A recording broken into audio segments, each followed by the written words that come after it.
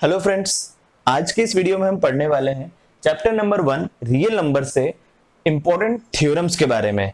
ये important theorems कुछ और भी इंपॉर्टेंट क्वेश्चंस को करने के काम आएगी, इसलिए ध्यान से समझिएगा इन इंपॉर्टेंट थ्योरम्स को। तो पहली थ्योरम है हमारी यूक्लिड्स डिवीजन लेमा से। यूक्लिड डिवीजन लेमा हमें बताता है for given integers a and b. Suppose करें हमारे पास में दो इंटीजर्स हैं ए एंड बी, तो इन दोनों नंबर्स के लिए हमेशा एक Q और एक R एक ऐसा यूनिक इंटीजर रहेगा जो इस पर्टिकुलर इक्वेशन को सेटिस्फाई करेगा। क्या कहती है हमारी यूक्लिड डिवीजन लेमा वाली theorem? For given integers A and B there exist unique integers Q and R which will satisfy A is equals to BQ plus R। देखिए ये थ्योरम आप बहुत बार ऑलरेडी पढ़ चुके हैं। जब आप छोटी क्लासेस में थे 6th 7th 8th में आपने ये वाली थ्योरम जरूर पढ़ी होगी। Dividend is equals to divisor into quotient plus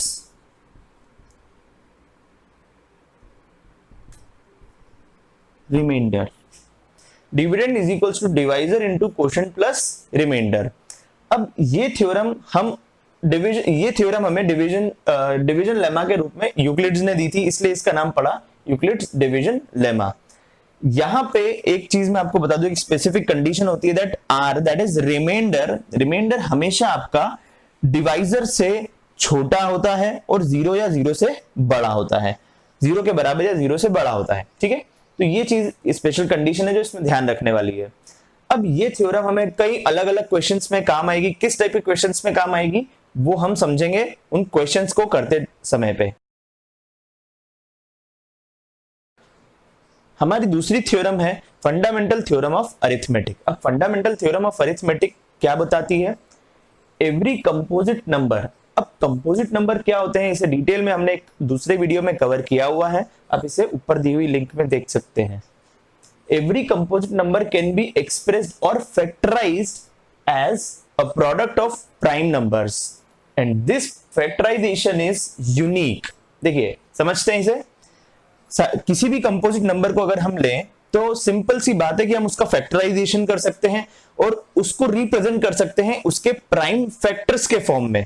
एक सिंपल सा एग्जांपल हम लेते हैं, जैसे हमने एक नंबर लिया 12 को हम प्राइम फैक्टराइजेशन करते हैं 6 2 6 2 3 3 1 तो 12 को हम लिख सकते हैं 12 is equals to 2 into 2 into 3। तो ये हो गया एक कंपोजिट नंबर को एक्सप्रेस करना उसके प्राइम फैक्टर्स में। ठीक है, अब इस प्राइम फैक्टराइजेशन के बारे में इसने ये बताया कि प्राइम फैक्टराइजेशन इज यूनिक। तो for every composite number prime factorization हमेशा यूनिक ही होता है। इसके लिए अगर हमारे पास में 12 है तो 12 को हम 2 इंटू 2 इंटू 3 के अलावा किसी और फॉर्म में कन्वर्ट या किसी और फॉर्म में नहीं लिख सकते हैं। इन तीन नंबर्स के अलावा 12 के कभी भी कोई फैक्टर्स नहीं होंगे। हाँ, इसके आगे जैसा कि इसने लिखा है apart from order in which prime factor occurs, हम इस ऑर्डर को आगे पीछे कर सकते हैं। लाइक 12 को हम 3 इंटू 2 इंटू 2 या 12 को हम 2 इंटू 3 इंटू 2 लिख सकते। तो apart from the order the prime factorisation of every composite number is always unique. Theorem number 3 है from chapter number 1। Let P be any prime number if P divides A square then P also divide A where A is any positive integer. तो in short हम इसे समझते हैं कि अगर a हमारा कोई एक पॉजिटिव इंटीजर है, कोई भी पॉजिटिव इंटीजर है, तो अगर a के स्क्वायर को p से डिवाइड किया जा सकता है तो डेफिनेटली उस a को भी p से डिवाइड किया जा सकता है। जैसे हम इसका एक एग्जांपल के थ्रू इसे समझते हैं। फॉर एन एग्जांपल हमारे पास में a है 4, a की वैल्यू है 4, तो ये हमारा पॉजिटिव इंटीजर हो गया a। नाउ अगर हम a के स्क्वायर को कंसीडर करें तो a का स्क्वायर हो जाएगा 16, सिंपल है। और let p is equals to 2। अब p हमारी क्या कंडीशन होती है कि p be a prime number, तो 2 क्या है? एक प्राइम नंबर है, 2 हमारा एक प्राइम नंबर है। तो अब यहां पे ध्यान से देखिए, 2 हमारे 16 को डिवाइड कर रहा है, 16 कैन बी डिवाइडेड बाय 2, 2 8 जा 16। तो डेफिनेटली 2 4 को भी डिवाइड करेगा, जैसा कि हम सब जानते हैं 4 2 से डिविजिबल होता है। तो ये हमारा एक एग्जांपल हो गया। इस एग्जांपल को थोड़ा सा चेंज करते हैं, कुछ अलग एग्जांपल लेते हैं। लाइक अगर हम a की जगह लेते हैं अब 13, a को हम लेते हैं 13, तो a स्क्वायर की वैल्यू हो जाएगी 169। अब क्या आपके पास में ऐसा कोई प्राइम नंबर है जो 169 को डिवाइड करता है? नहीं, 169 इज हैविंग ओनली 2 फैक्टर्स। 169 को प्राइम फैक्टराइजेशन में अगर हम कन्वर्ट करेंगे तो 169 के 2 ही फैक्टर हैं, 1 एंड 13। तो यहां पे 1 एंड 13 एंड 169, 1 के अलावा इसके 2 ही फैक्टर होंगे, 13 एंड 169 इटसेल्फ। तो यहां पे इसको हम अगर 13 से डिवाइड कर रहे हैं, कंसीडर करेंगे अगर वो प्राइम नंबर है हमारा 13, तो 13 से 169 तो डिवाइड होगा ही होगा, 13 भी डिवाइड होगा। एक और एग्जांपल हम कंसीडर करते हैं इसका। कंसीडर करें हमारे पास में एक नंबर है 15, तो 15 का स्क्वायर हमारे पास में क्या आएगा? 225। तो अब एक प्राइम नंबर लेते हैं जो 225 को डिवाइड करेगा, और वो प्राइम नंबर है हमारा 5। तो अगर हम इस 5 से 225 को डिवाइड करें, इस 5 से 225 को डिवाइड करें, तो 225 तो डिवाइड होगा ही होगा, एज वेल एज 15 भी डिविजिबल होगा।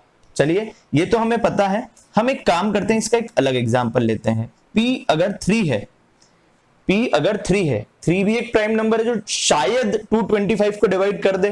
तो हम चेक करते हैं क्या ये 225 को डिवाइड कर रहा है।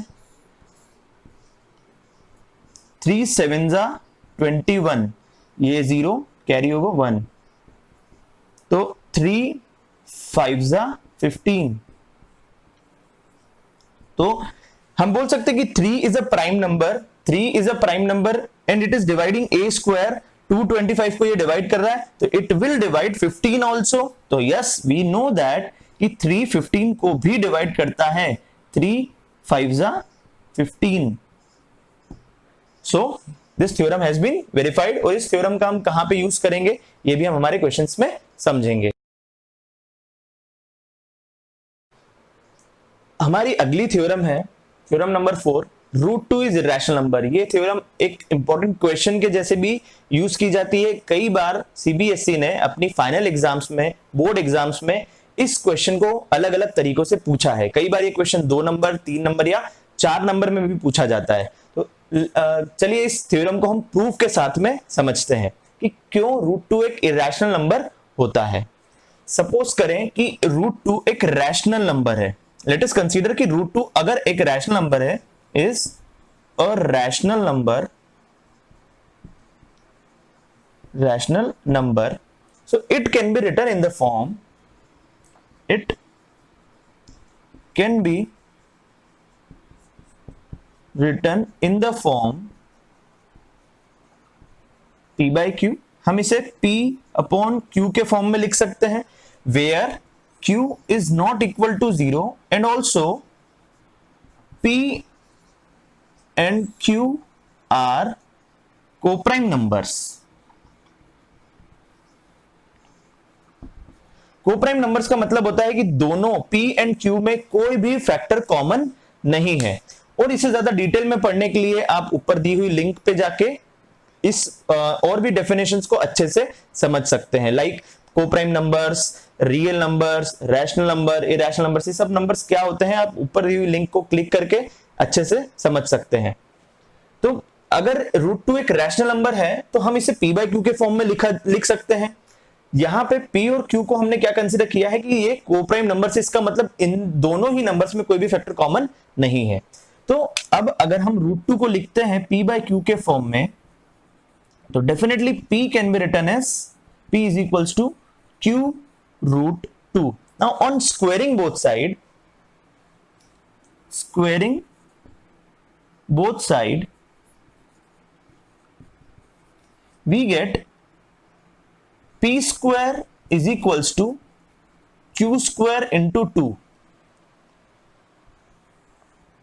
p square is equals to q square into 2, that means p square is equals to 2q square।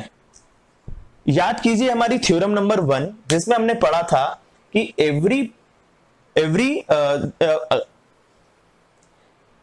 जिसमें हमने पढ़ा था, याद कीजिए हमारी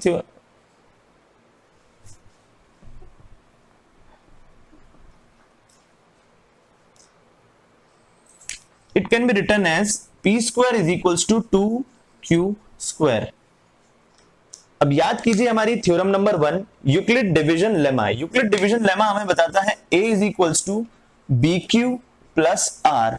अब अगर r 0 है, r की वैल्यू अगर 0 है, इट मींस b जो है वो a को कंप्लीटली डिवाइड करता है।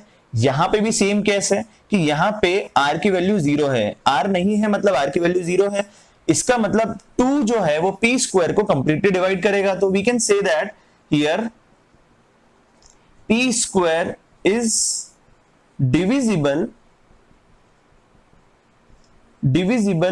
बाय 2। यहां पे p स्क्वायर जो है वो 2 से कंप्लीटली डिविजिबल है, और जैसा कि हमने इस थ्योरम नंबर 3 में पढ़ा था कि अगर p स्क्वायर 2 से डिविजिबल है तो p भी 2 से डिविजिबल होगा। Therefore, p is also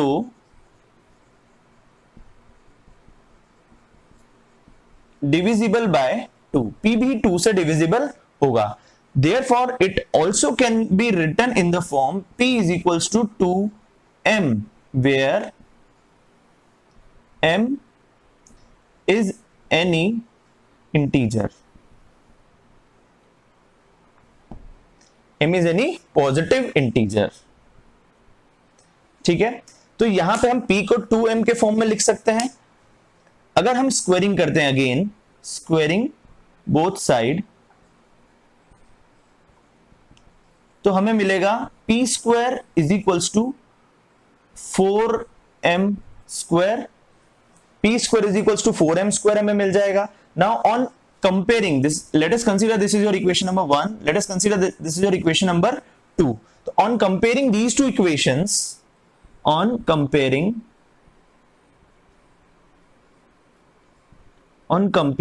equation number 1 and equation number 2, equation number 1 और 2 को अगर हम कंपेयर करवाएं तो 2q square is equals to किसके इक्वल आ जाता है, 4m स्क्वायर के इक्वल आ जाता है। अगर हम इसे सॉल्व करें, इस नंबर को अगर हम सॉल्व करते हैं तो q square is equals to 4/2 into m square, तो ये कैंसिल हो जाएगा। Again q square is equals to 2m square value आ गई हमारी। अब ध्यान से देखिए यहां पे again Euclid division lemma apply हो रहा है। यूक्लिड डिवीजन लेमा क्या बोलता है कि अगर रिमाइंडर 0 है तो 2 से ये q स्क्वायर कंप्लीटली डिविजिबल होगा। तो here q square is divisible by 2। q square जो है वो 2 से डिविजिबल है, और जैसा कि हमने पढ़ा था थ्योरम नंबर 3 में, therefore q is also divisible by 2। तो अब q भी हमारा 2 से डिविजिबल होगा। तो यहां पे ध्यान से देखिए, p is divisible by 2 and q is divisible by 2। p and q दोनों ही 2 से डिविजिबल हो रहे हैं। इट मींस अगर 2 से डिवाइड हो रहा है p तो p का फैक्टर हुआ 2। सिमिलरली q से डिवाइड हो रहा है, 2 डिवाइड कर रहा है q को, या q डिवाइड हो रहा है 2 से, तो 2 q का भी फैक्टर हुआ। So this is the contradiction. Basically हमने कंसीडर किया था कि p और q क्या है, कोप्राइम नंबर्स है। कोप्राइम नंबर्स वो नंबर्स होते हैं जिनमें कोई भी फैक्टर कॉमन नहीं होना चाहिए, लेकिन यहां पे देखें तो p में भी 2 है, p को भी 2 से डिवाइड किया जा सकता है और q को भी 2 से डिवाइड किया जा सकता है। तो this is the contradiction, and this contradiction arises due to our wrong assumption that √2 is a rational number. Therefore we can say that √2 is irrational numbers, hence proved। यहां पे हम लास्ट लाइन जो इसका लिखेंगे वो इस तरह से लिखेंगे कि 2 is the factor of P and Q both, but this is the contradiction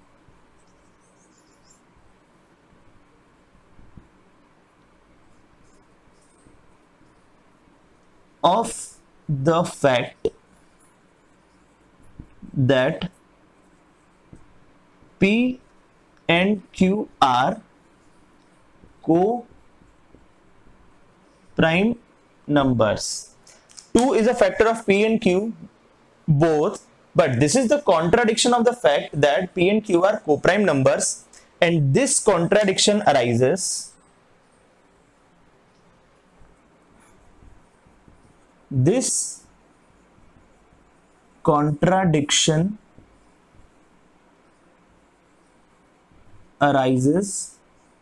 due to our wrong assumption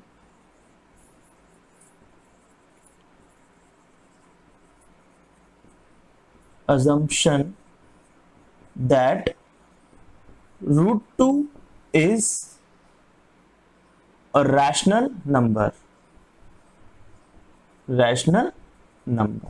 So hence proved root 2 is irrational.